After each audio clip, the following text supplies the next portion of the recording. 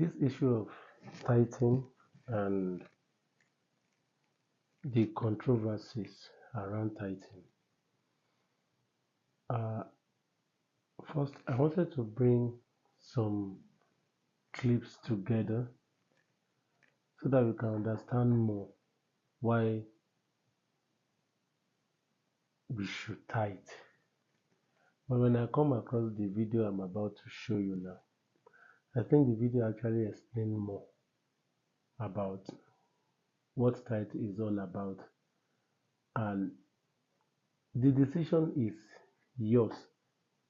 If you feel it's good to tithe or not. But our mission on this channel is to help you to balance everything, that everything you are going to do, you vet it with the scripture and you have understanding about it. In a recent past, there is a video I posted about Apostle Joshua Selma. He explained more about tithing.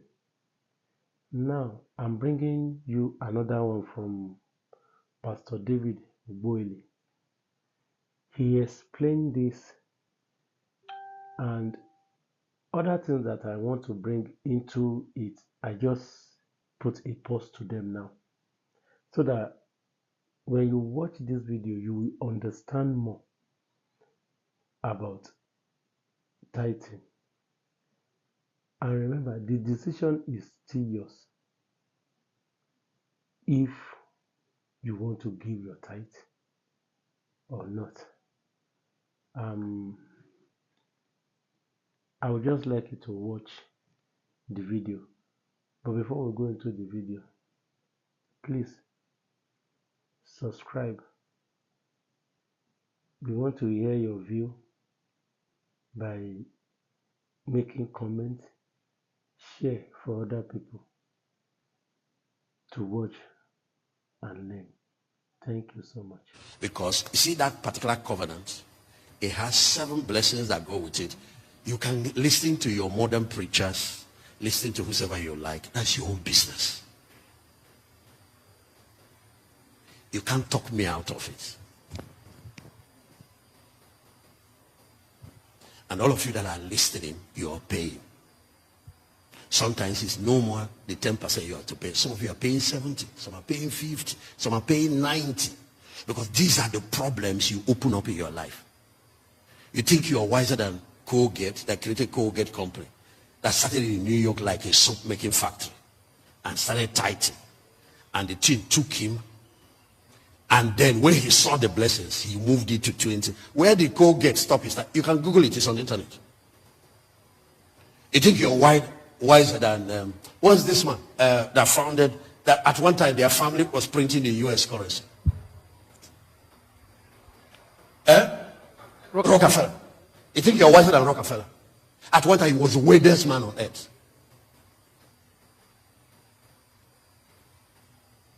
%.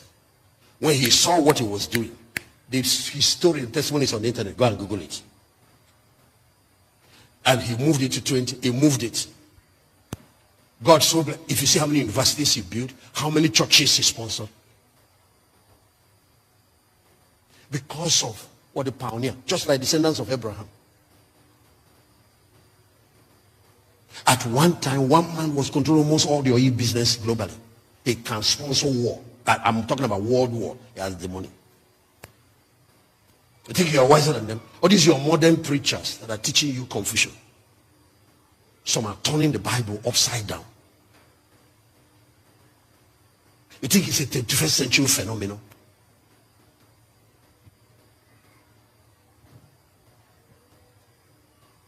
You are wiser than Idahosa, that even took his own. He said, God, okay, that's a child that was born sick, that was thrown away in a dustbin in Benin. Because the father, they knew that he was not going to survive. They threw him away. The mother now escaped later, took him and ran to her place and said, at least he has not died. When he dies, we now bury him. But now to throw him alive. And that boy survived and became a preacher. A boy preacher. I as a young man. Priority took him and mentored him. When he read this document on tithing, he said, how can the employer, the owner, give the people 90 and say, bring me back 10? Will you do it? If you set up a business, will you give your people, the people who work for you, 90 of your profit and keep 10? No. God kept 10. That 10 is what you are still fighting over. What is wrong? If you see Genesis chapter 3, he said to Adam, of all the trees, please put it up, let them say, of every tree in the garden you will eat, the only one I kept for me is one tree. One! Eat all! I've never seen that type of person. Only one. But the day you now cross this boundary, you will die. What did Satan do? It is that one that God keeps for himself. He will be pushing people, pushing you. 10% again. In the house I said, no, I will reverse it. I'll be giving you 90. I will be keeping 10 because, and God made him the greatest preacher that rose from Africa. Yet he was coming from the bottom line. At that time, when Pentecostal churches were mushroom, the man is building cathedral, he built a stadium and roofed it. You can see 30-something thousand people. We'll go there, be wondering, what is this? Is it not the same God we are serving? Did you pay the same price? He's one that opened the Pentecostal world now to this level we are in. First African man preacher to fly a jet. Copeland gave it to him. What is it about him that attracted it when other people can't?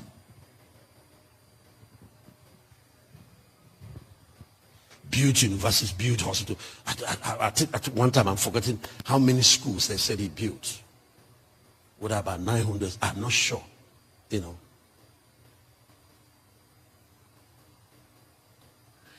He said God now made that 10 he chose to keep. More than, because that's what God said. He says, since you decided to honor me like this, that 10 you chose to keep, I will make it more than the 100 of all your colleagues in ministry. And that's what God did. So it is that 10. That's what all your confusion is all about again. What's wrong with people? There's somebody who pushes an Eve to go after what God said is a boundary. And now they lost the whole garden. And in these hardships that is coming, and it's just beginning, the last days is where we are. If you don't want financial shelter, if you don't want,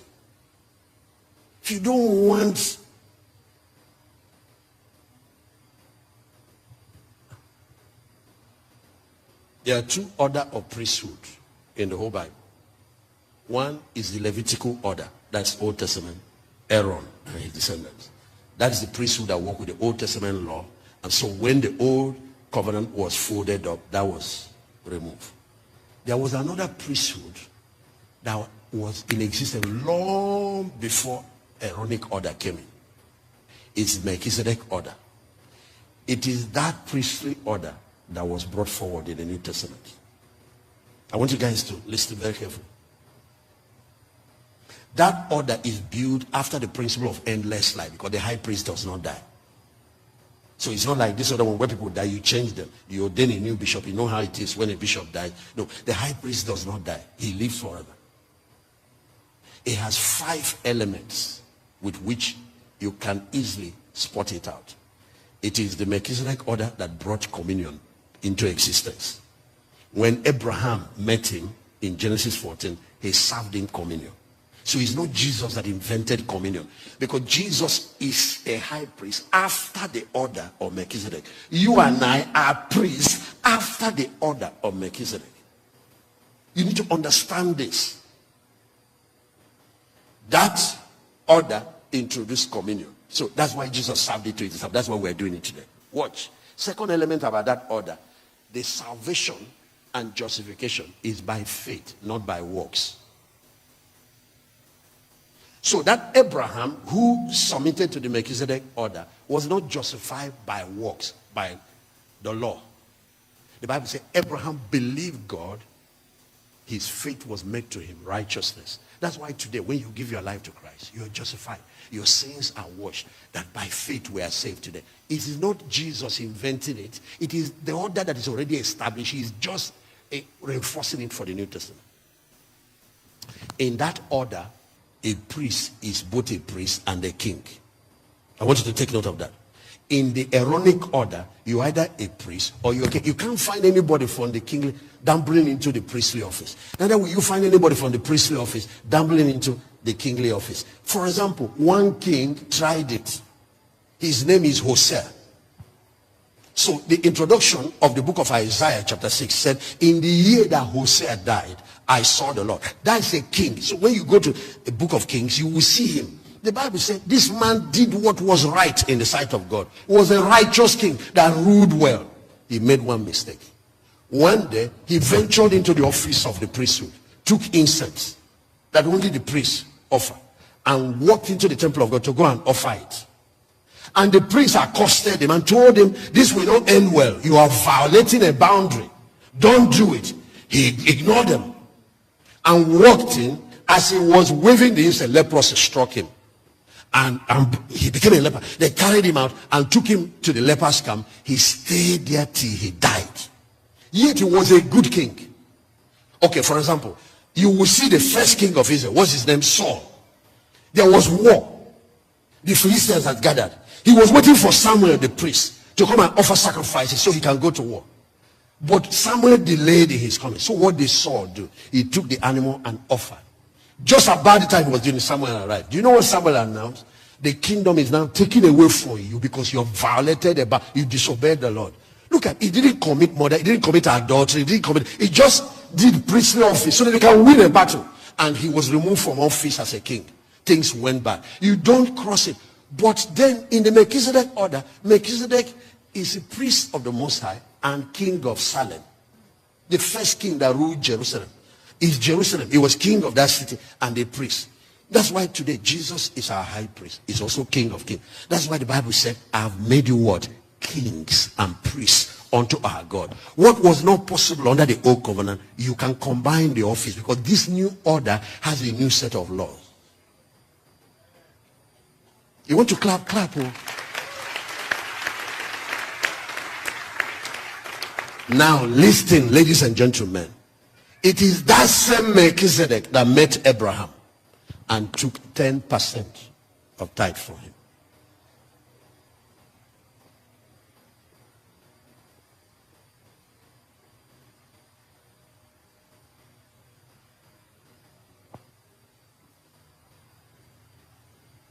So why will you keep communion?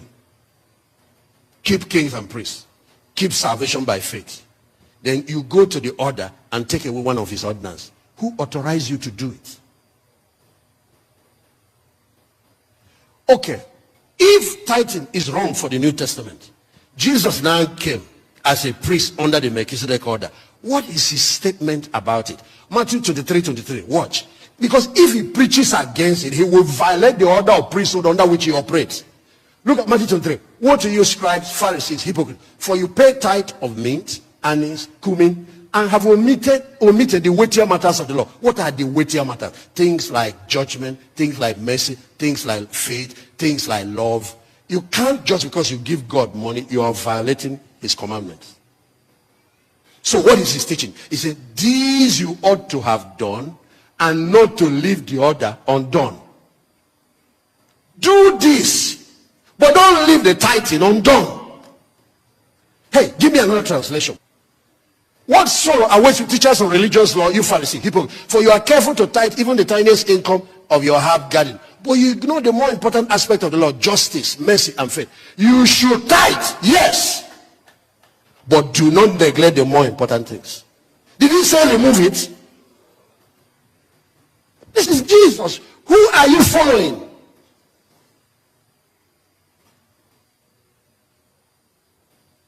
So if somebody is coming to this, you're a tither. You sleep with people's wives. You're involved in armed robbery. But in Sunday we'll see you here. You are violating the weightier matters. You are unjust. You are oppressive. You cheat people. You are violating the weightier matters. So we are correcting you. Get your moral values right, but still continue with your tithe. That's what Jesus is teaching here.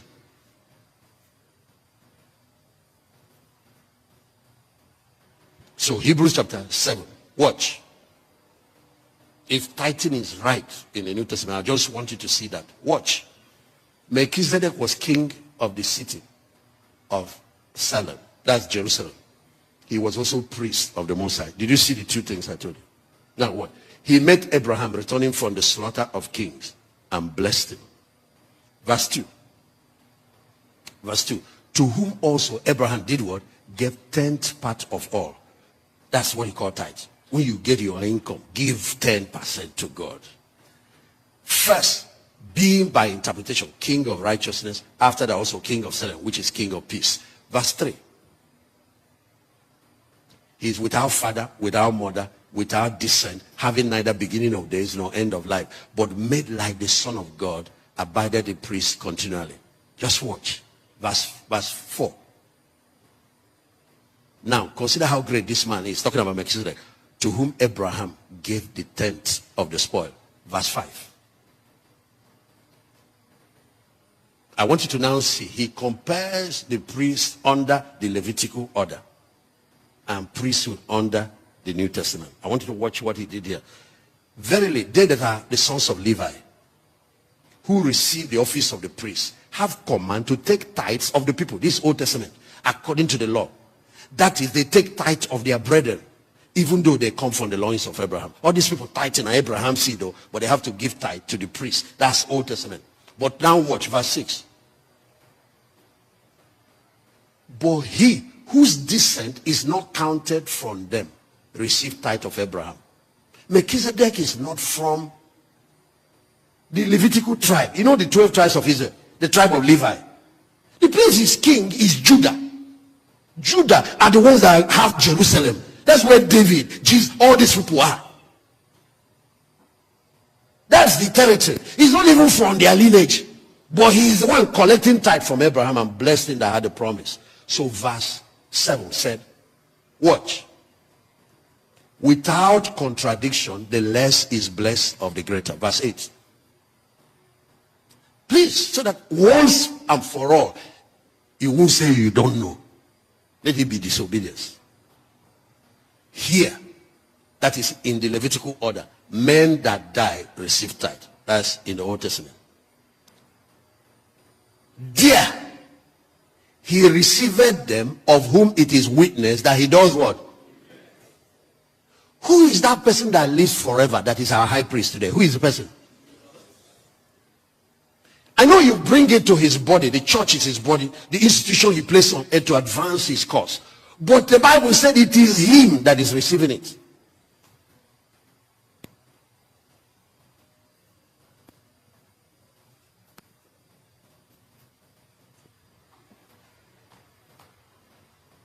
Bible said a time came in Israel. Everybody did what was right in his own eyes because there was no teaching priest to clear this and make it clear to people. This thing has to do with priesthood, and there are two order.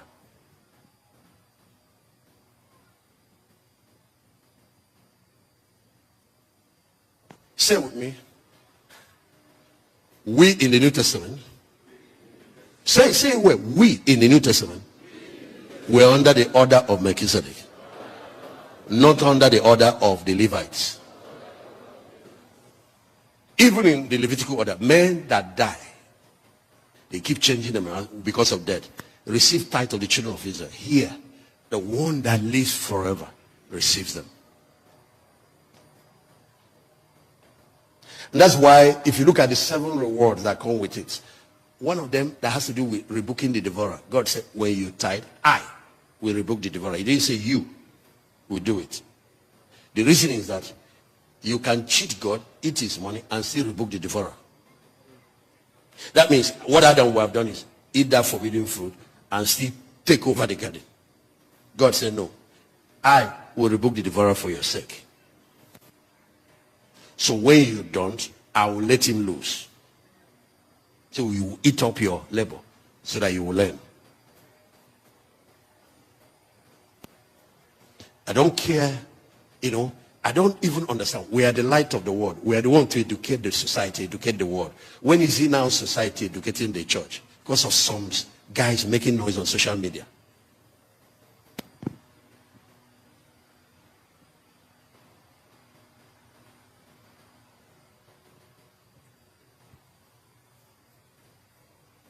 Let me even tell you, it doesn't even stop with 10th. A lot of other responsible people, after God bless them, it's not just giving God 10. They think about another 10 for giving back to society, for using it for social work, for impacting the poor, for doing a lot of good work. This is at the level you should grow into. And I always teach our people, you can't start with a second 10, start with a second 5. Have a plan for the kingdom, have a plan for the poor and the needy. Every genuine Christian must be involved in some form of social project or social intervention or the other. Even companies are expected to do it. It's called giving back to society. You're making money from a place.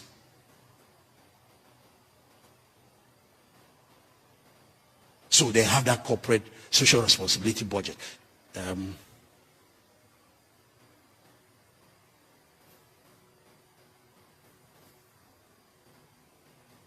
And you will see the other side of life.